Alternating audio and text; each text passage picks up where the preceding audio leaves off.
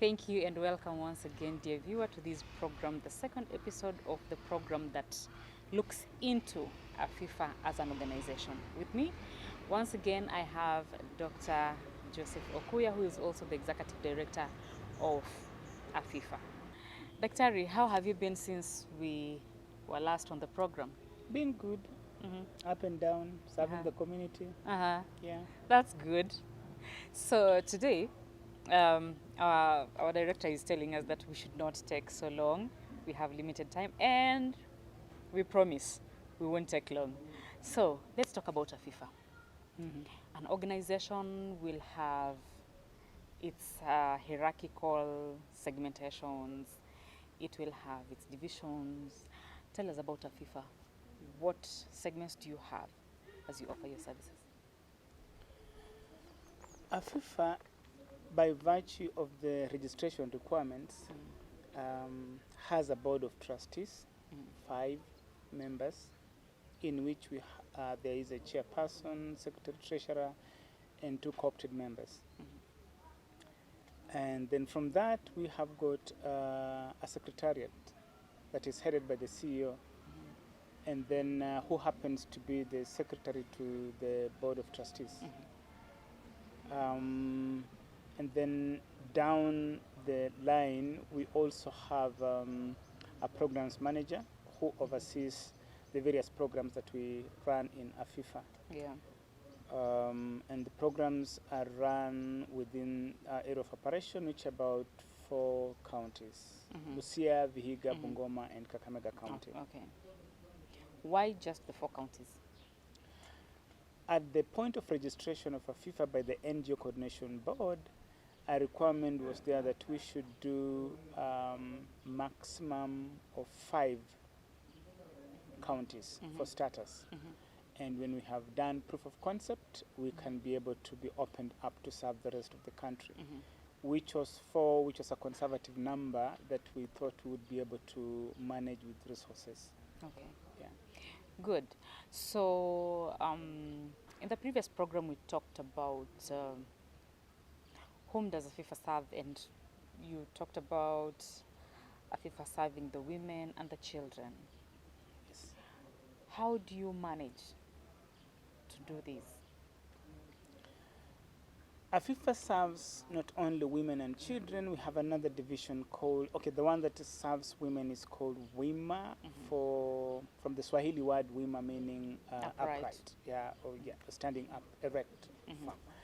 And then we have children who are tucked in under the program called SCIP, SCIP, which is support for children of incarcerated parents. And then we have another one that is called CARE-EXCON, which comes from a comprehensive approach to the reintegration of ex-convicts. Okay. And when we do our service, or how we make it happen, is we rely on well-wishers who come in and see the cause and vulnerability and the harm that this does to the community. Yes. Once incarceration occurs. And so they help support the efforts of Afifa. The Advocacy for Incarcerated Families, Afifa, has their backbone on women, because it is the wives of incarcerated men that we advocate be supported. Once they are supported, they can support the children in turn. They can also be a leaning wall for the men who are serving their terms in prison. In a patriarchal society that has men controlling the elements of production, the woman becomes disadvantaged when she's left alone to fight it out with a male-dominated sphere. So if we don't support her, she gets overwhelmed and can get sidelined. And that's why our backbone is women. So we target supporting and sustaining and strengthening the potential for women first. All right. Just on women, what are some of the situations or conditions you have found women in as you give support that really made you feel like these women have to be supported? Out there, we have encountered circumstances that indicate a lot of vulnerability for the women. And some of the cases you'll get out there are women who have their spouses arrested, and because they're not there, they have been served a long term. If they had parcels of land, for example, the family want to collude and sell those parcels of land. And so they would want to either induce a forced divorce so that this woman leaves and goes back to her parents. They would want to threaten her, create an unsafe condition environment for her, so that at the end of the day, once she feels overcome without support, she leaves and goes, and then they can do whatever they want with the parcel of land. Yet she has children who are supposed to be beneficiaries of that parcel of land. In such a case, yes, the example you've given, this woman who's being robbed off the property, the family property, because she's part of that family, what does Afifa do? Well, that's wrong. I mean, like, generally doing that, taking what belongs to another person on account of their vulnerability is wrong. Yes. So we come in with that mind of understanding that that's not the right thing to do, and we have relied on partners. We have a key partner we really value, FIDA, Federation of Women Lawyers, because by default they advocate and support issues that have to do with women. They come in and give legal counsel, and sometimes it has to go up to court, and sometimes it does get sorted out through alternative dispute resolution, which is also a service that is found domiciled at Afifa, because we have got a number of mediators at Afifa who do that. And we'll use national government administrative officers in our lobbying attempt to try and restore property that's being gotten from these women.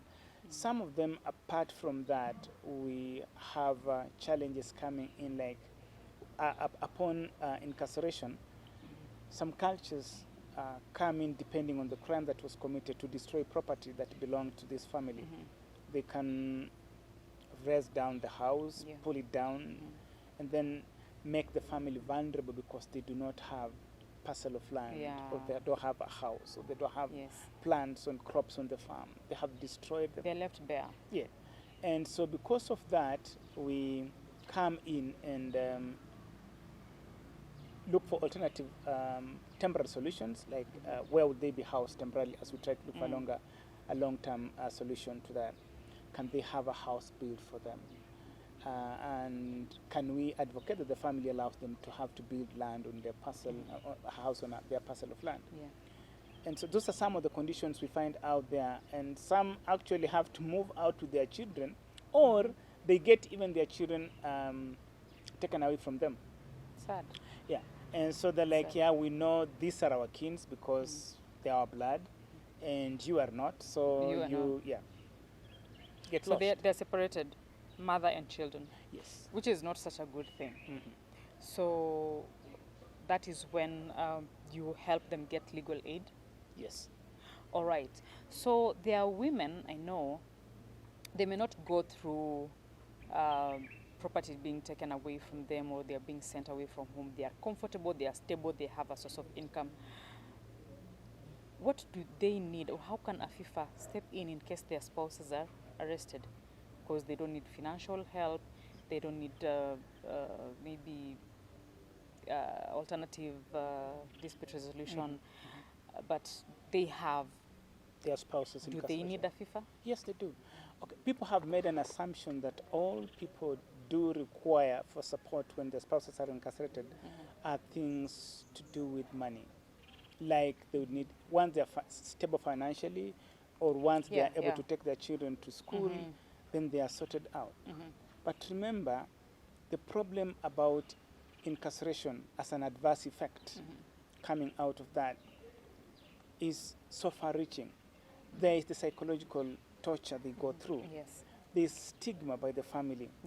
There is just access to information and knowledge they need to know, the criminal justice system, the processes and procedures. So what Afifa does, realizing that these women still need support in spite Yeah. of that, they try to do advocacy, reach out to people to know, publicize information. Yes. People could be working, getting a good pay with their children fixed in school, but they don't interact. They've been laid off, they have been segregated, they have been put aside from the socioeconomic, the social structures within the community. Yes. They are branded names, they are not included in things they do, they are excluded most of the times in activities of the society. We need to come in and have the society just tone down on them, for them to feel accepted.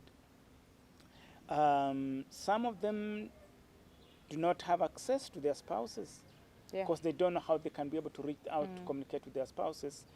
And we come in and facilitate that so that, we identify means by which they can be able to get to meet their spouses and try to see if that can be regularized. Yeah.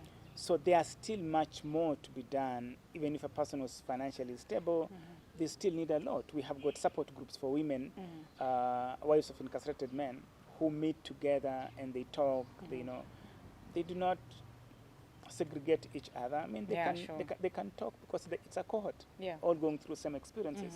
So because of that, we still find that there's what we can be able to do to support them.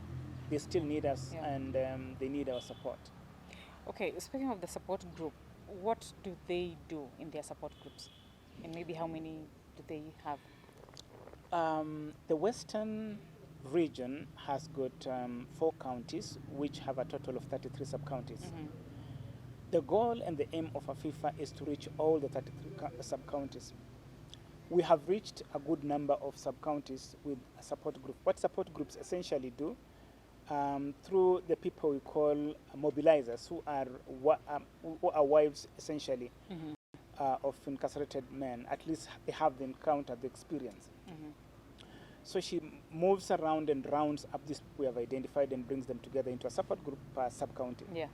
When they come together, one is just that feeling of family comes back to them. Yes. The sense of ownership, of belonging.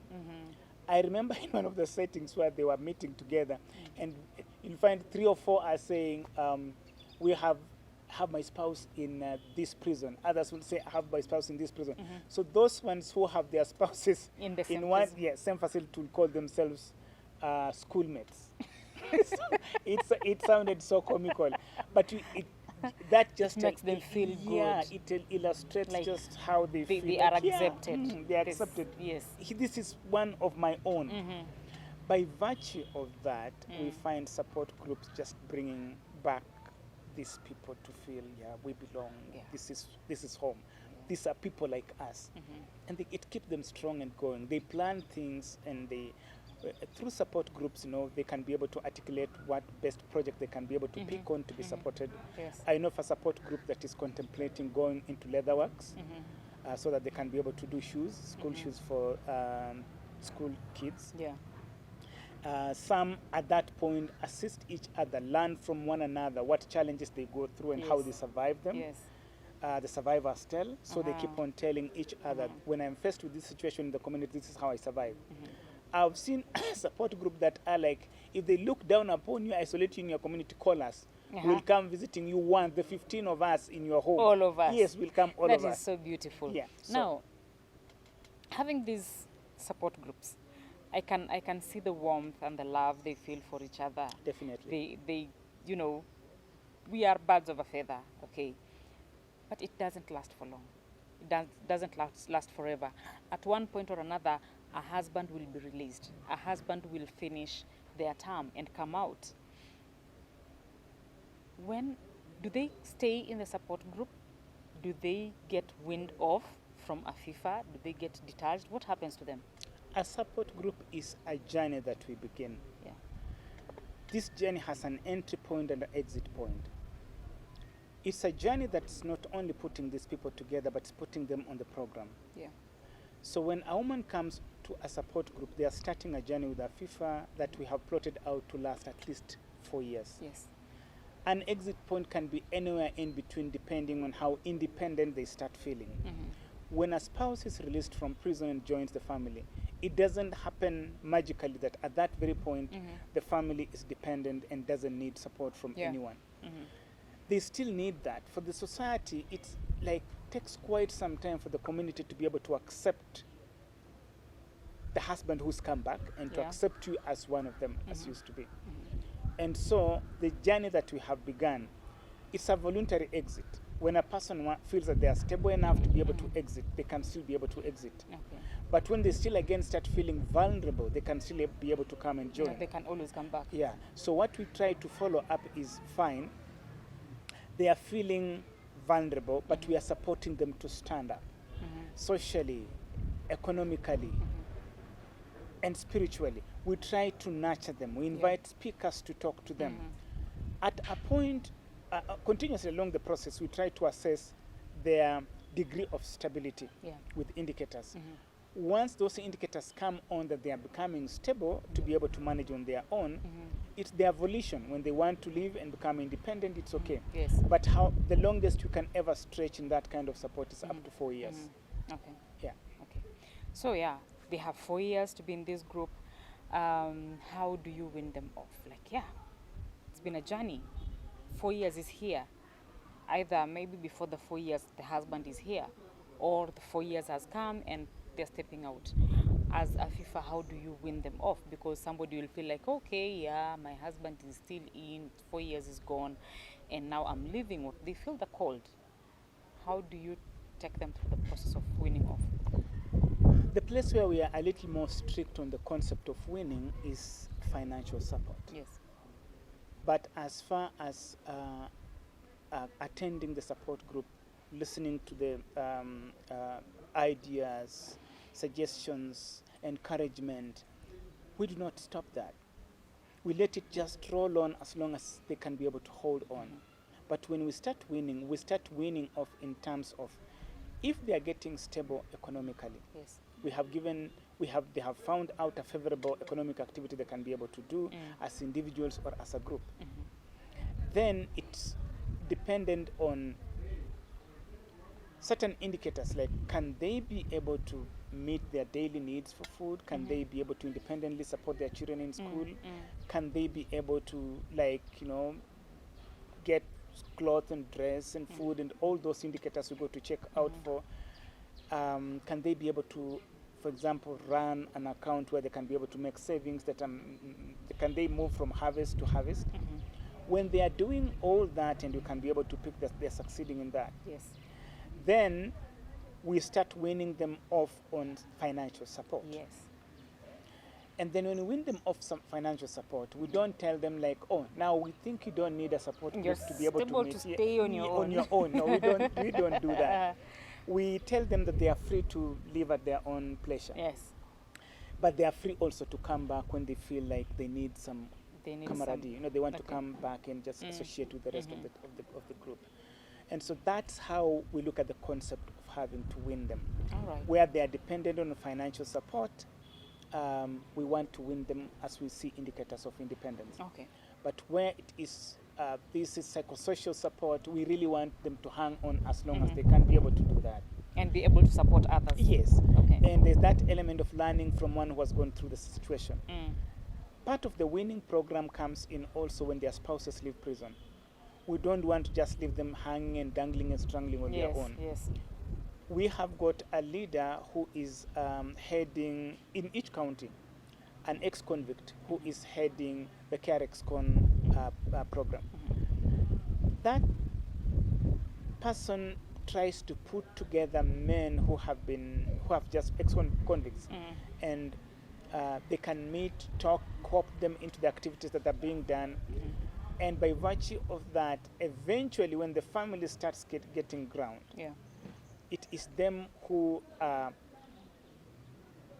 able to since you came and this time you are here, is there an economic activity you can be able to participate in? Yes.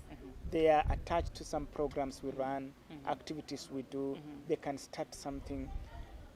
When the family's financial status lifts and gets better, we can also pick it from them. There are those ones whose spouses are still in prison, but they would have been 4 years with Afifa. Yeah. The question you asked was like, Now, what do we do with them? Yes. They're still not with their spouses. And that's why we said 4 years have gone. Someone was serving a term longer than 4 years. Yeah.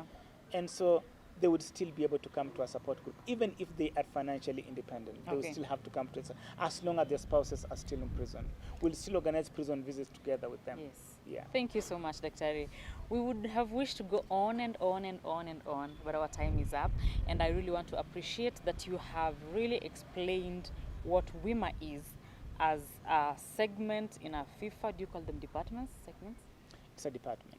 Okay, as the department of WIMA and the women, women run the society, women run the community. So it is something so good. And I really want to appreciate you, dear viewer, for joining us every week on this program. And today I want to appreciate Shalomia for allowing us to use their grounds, because it's a beautiful place, and children, as I'm informed, children of Afifa, some of them come to school here. We want to really thank you, and a promise that God keeps us alive. Next week, we shall be together again on this program talking about Afifa and what they do. I'm Tabitha. See you next week.